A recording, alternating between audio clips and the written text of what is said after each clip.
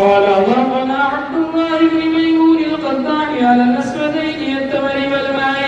قال أضافنا جعفر بن محمد الصادق على الأسودين التمر والماء. قال أضافنا أبي محمد بن علي الباقر على الأسودين التمر والماء.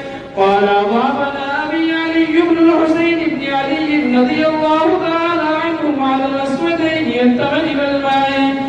قال أضافني أبي قال أضافني علي كرم الله وجهه على الأسودين التمر والماء. قال أضافنا رسول الله صلى الله عليه وسلم على الأسودين التمر والماء.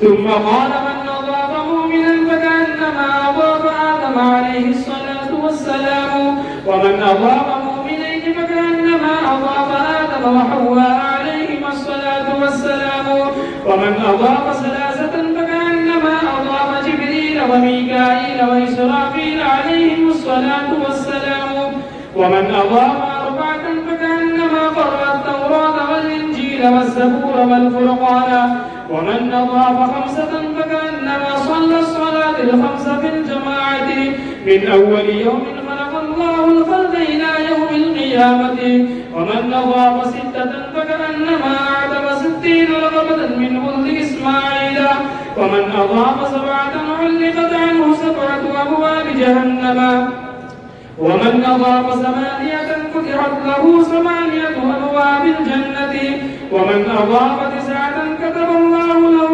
حسنات بعدد من عصاه من أول يوم خلق الله الخلق إلى يوم القيامة، ومن أضاف 10 كتب الله له أجر من صلى وصام وحج واعتمر إلى يوم